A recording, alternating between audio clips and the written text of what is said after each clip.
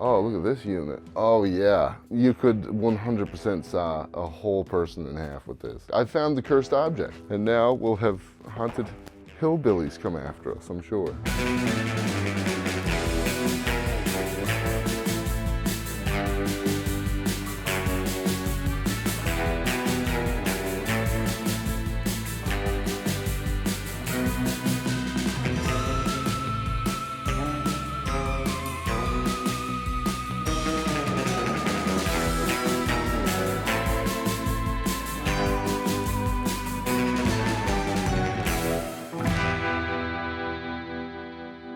All right, we are in Trinity, and I am really excited because tonight we're gonna be doing a ghost hunt in the only place I've ever truly believed was haunted. It's a house I lived in almost 20 years ago when I worked for Rising Tide, and it's been abandoned for a very long time. I had a pile of creepy experiences when I was there. We know the guy that owns the property. He's letting us get in and do an investigation, and I cannot wait, and I'm terrified all at the same time. But we can't come out this way or do a spooky show in Newfoundland at all without paying tribute to Trinity Loop, or at least what's left of Trinity Loop.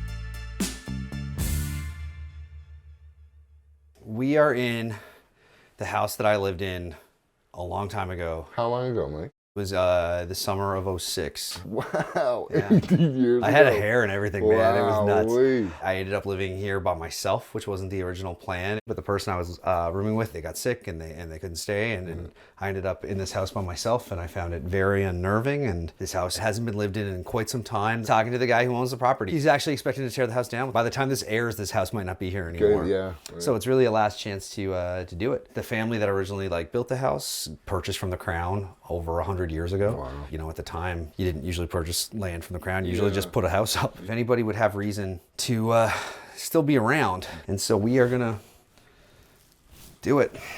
Let's do it, do it.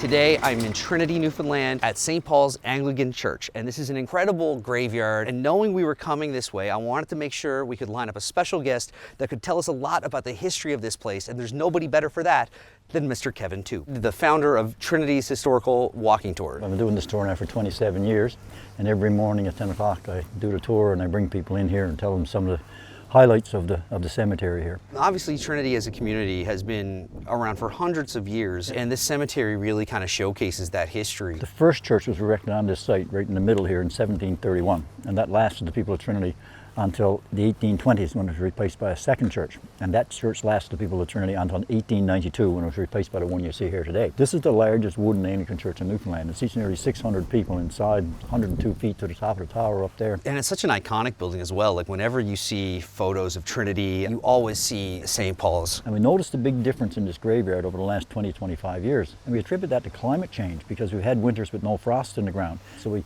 started doing research on the graveyard and the names that are on all these stones. And we put that information out worldwide. And what we were looking for was descendants of these people. And we asked for donations to fix up the graveyard. We received $35,000 in donations. And with that money, we hired Black Cat Cemetery Preservation. They came for 3 different weeks 2 years ago and a week last year, uprooted all the stones and reset them in special gravel and joined some together that were broken, cleaned them all with special chemicals, and the end result is what you see here today. So, All right, let's go take a look. okay, let's go and have a look.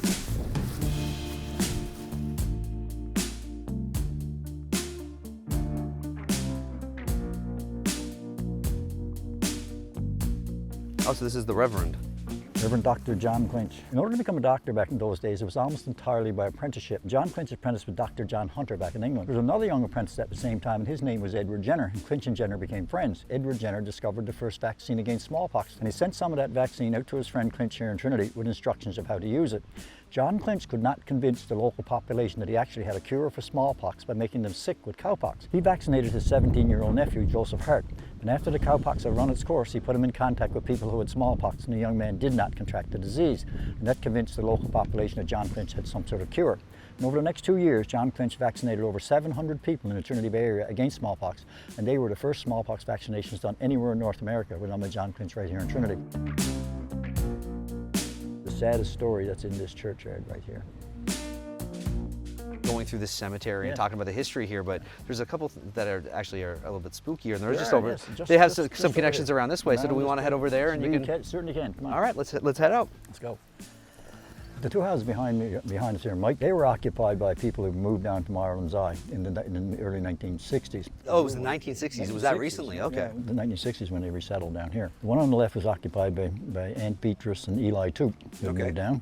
And across the street was Eli's brother Walter and Julia. When Aunt Beatrice and Eli moved down to that house, there was no electricity in it. They were just using lamps, as they had used on Ireland's Eye. Aunt Beatrice and Uncle Eli had invited Mr. and Mrs. Parsons to come over for a game of cards after supper. When it was getting dark, Aunt Beatrice said, "I'm going into the front room now, and I'm going to light the lamp." In about 5 minutes, she was back, and she said, "Eli, the lamp wouldn't light. I used a whole box of matches, and the lamp would not light." So Eli came in, and he tried a few matches, and it wouldn't light either. "There's something wrong with this," he said.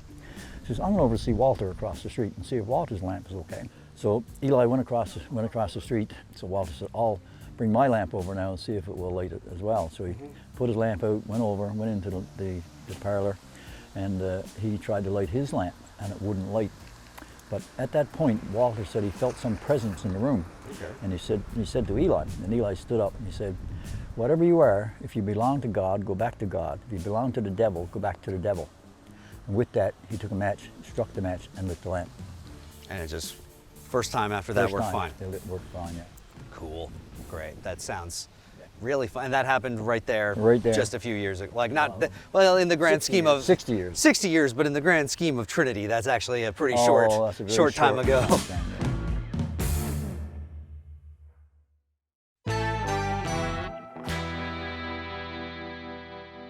We're not actually going to go into the floor of the bathroom because the bathroom floor is kind of wonky, but you can actually see the tiles here are over carpet. Oh my God. So when I lived here, the bathroom had blue carpeting. That tub, I think, is the same tub, and it's this little tiny tub. This is the dining room.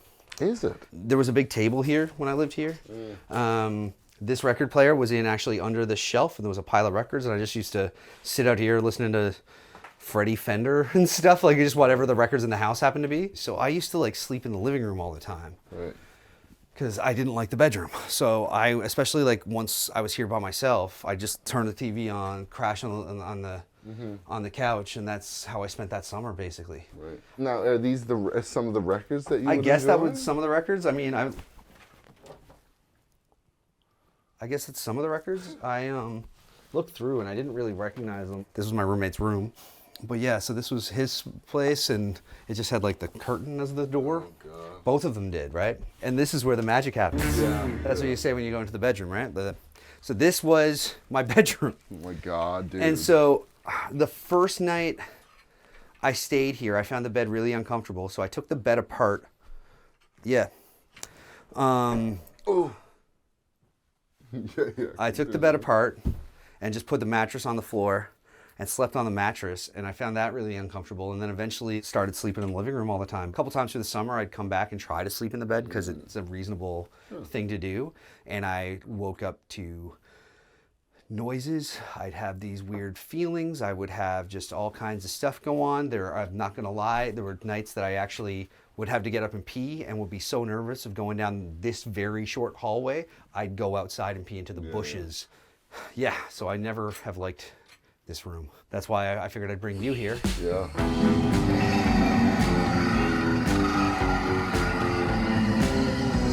I am at 161 Thorburn Road, and I'm here with Ross Squires. Now, last Halloween, I was here with Ross for his haunt attraction, A Nightmare on Thorburn, but you also have the summertime and Christmas time dinosaur park, and that's what we're here checking out today. Tell us about how the dinosaur park came together. Well, people really enjoyed the Halloween attraction, and that's October only. And so I wanted to try to come up with some idea for a summer attraction. And in my research, I found dinosaurs were a good fit, and I found a company that was able to give some really realistic looking dinosaurs and that's how I got started with that. So just the atmosphere walking through the woods, the sound effects of the birds chirping and the theme music playing in the background and the roars and the movements and the eyes blinking and stuff. People just are amazed by it. You were talking to us a little bit about the Stegosaurus behind us and saying that that one has like 9 different motors in it that are doing About the 9 different motors, yeah. So it's one for the tail, one for the Every movement. So the stomach is breathing in and out. So it's almost like a piston where it's pushing the stomach out and back in again. You got the head up and down is one motor, back and forth another. The mouth is a motor, eyes blinking is a motor, and then the motion sensor will trigger to do a cycle. And once people walk away and the cycle is finished, it will just stop.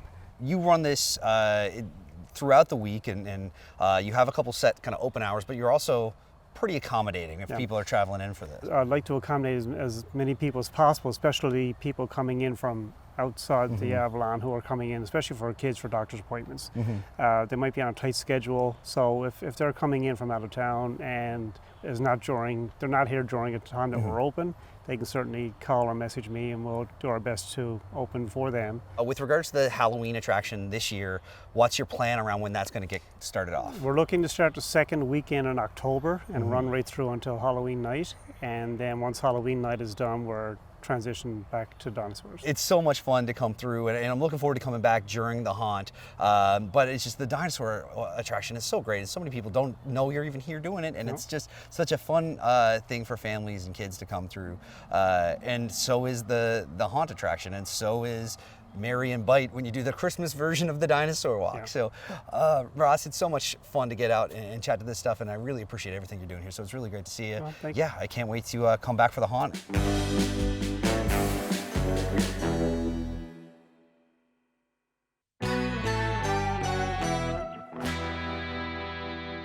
Beyond the Haunting is a paranormal investigation team from Vancouver, British Columbia. Last year, they came down to Belle Island to film an episode of their series, History's Most Haunted, and I got to serve on the crew. I got a chance to catch up with Corrine, Leanne, and Kelly to talk about their time in Newfoundland and Labrador and what sets them apart from other ghost hunting teams. The thing that I found most interesting when working with you guys is that, like, I've watched a lot of paranormal shows, and not all the teams have people who have the kind of, I don't know, the shinning, I'm just trying not to get sued. But you know what I mean? Like, not everybody kind of has people who have that kind of empathetic nature. I was quite young when I realized that I had other people in my life that no one else could see. By the time I was 9, I was tested for everything. I was told not to say anything. And then it wasn't until later on when I was testing Leanne, she was kind of seeing things that I saw. And so I started testing. We played a game called Spot the Spirit. And she passed every time. I'm like, oh my God, there's other people like this. Yeah, well, we shared a room, so I had to watch her go through this. And so I kind of watched her, as she got older, she started like not talking about it, but I was so fascinated by it and just like all in. And so I'm talking about it at school, I'm telling all my friends, like I'm shouting it from the rooftop. So when I became friends with Leanne, playing volleyball at school in high school, she started talking about things that I thought were just out there and weren't real. So then when I started spending more and more time at their house, I would see Corrine, and Corrine would see things and say things that nobody would know, or someone would start crying and be like, oh, I was the only one that knew that. How did you know? I can't wait to tell my mom, or stuff like that. And so it was undeniable. Was that kind of the start of the paranormal investigation stuff for you? I started looking at all the equipment going, well, if that equipment that they're using is supposed to actually do something, maybe I could prove to Leanne and Kelly and prove to people that what I'm seeing could really exist in that space. If I'm seeing somebody in the corner and the SLS is mapping it in and the Ovilus is saying the name that I'm picking up, I'm like, could that actually be a thing? Like, it was almost self-validation for myself. Do you feel like you've gotten that now? Oh yeah. It's taken a long time, but now I go out and I'm trying to help other people and find out what's actually going on in a place. Find out what pushed a cameraman back on in an empty room? Exactly. That was incredible. That was nuts. Like, I was so shook up by kind of the whole experience that when it was done, Garth was just like, go check out that monument we're gonna go look at. He sent me off by myself to go shoot some B-roll of that and like kind of just calm down for a second. And then I found like all the names you had been talking about all week long, and I was just like, come on, this is in no way helpful to me right now.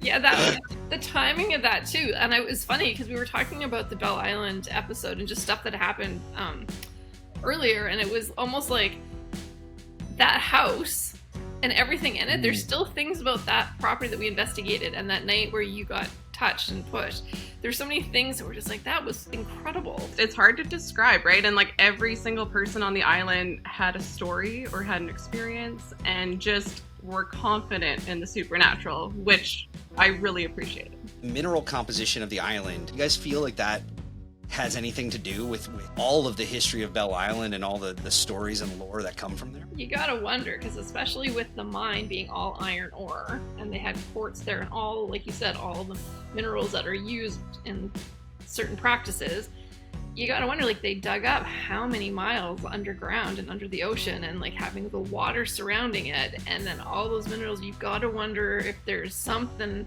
about that composition and the closeness to the water that's perhaps generating extra electromagnetic energy. We're not kidding, like everybody on that island had some kind of story. And so, you know, there was everything from like lost time to fairies to spirits to ghosts to poltergeists to, like, there's everything. And so you gotta wonder if there is something, like, you know, the definition of portal is not maybe what everybody's thinking, but like it could be something there that's like causing this concentration of paranormal energy.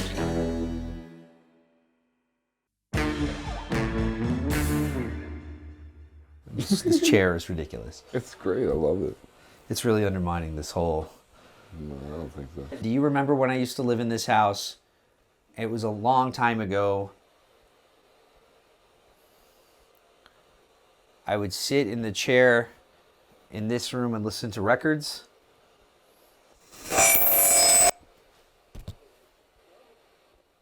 Buddy. You just got like a bunch of weird feedback? Yeah. Your mic is going nuts. It is cutting in and out, and it's going crazy. And then when you asked that last question, it went...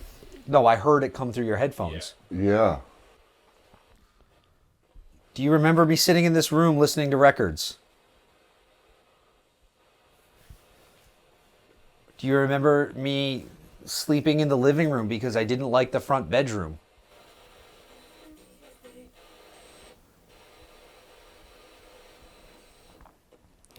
That was Faith in the line asking me to stay. Yeah, well, you know. I was uncomfortable and didn't like the front bedroom because I felt like something didn't like it when I was there. Was that you that didn't like it when I was in the front bedroom? That was a giggle. Because we seemed to get some sort of response when I asked about me sitting in this room listening to records. I'm going to take a picture of the corner where the record player used to be. And if you're here with us... Take it straight up there. I just seen like 2 shadows move behind Trinity. I'm not even kidding you. I just saw it, like Trimmy's arm move. I seen his arm move, yeah. Okay. I'm gonna take a picture of the corner where I used to sit and listen to records.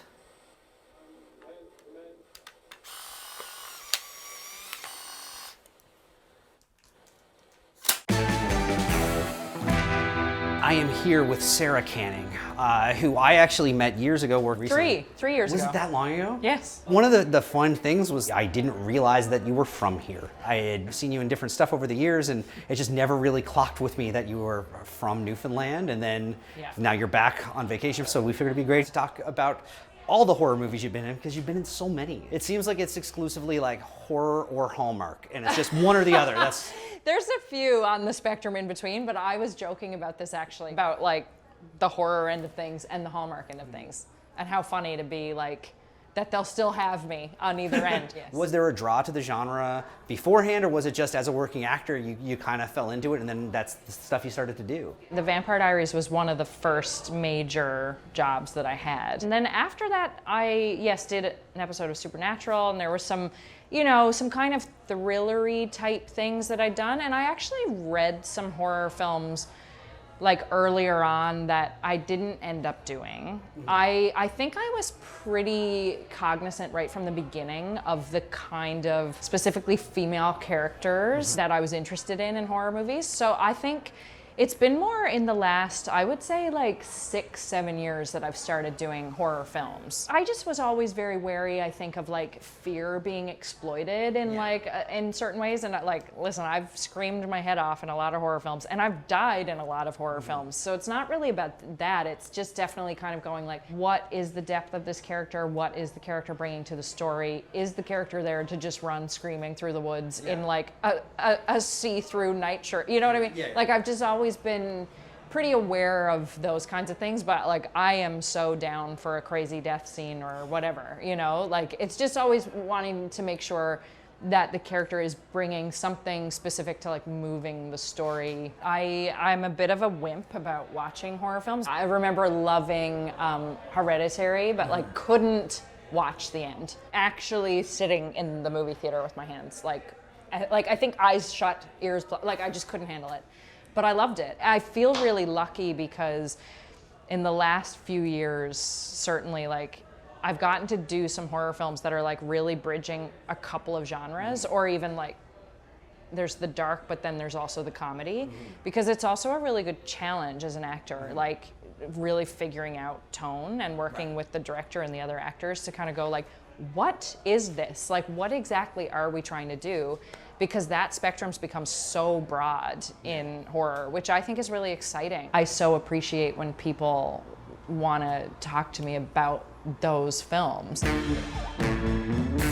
So I don't necessarily want to do this to you, but where you have the flashlight and it's a little bit more pointed and direct, I think maybe you lead the way into the basement here. Okay. That door is tied off on the outside. Oh yeah.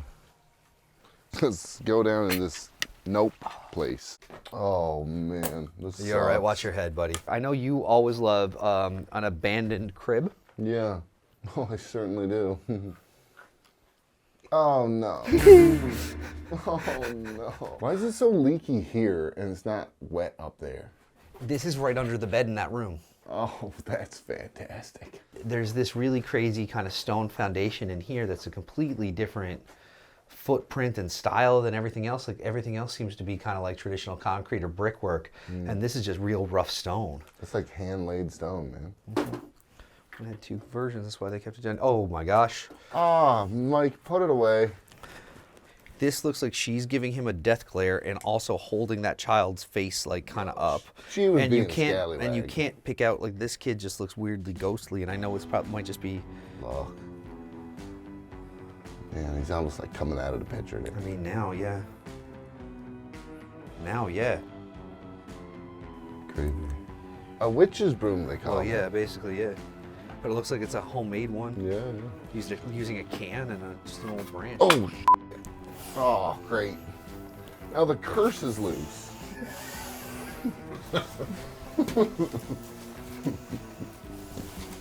Oh, no.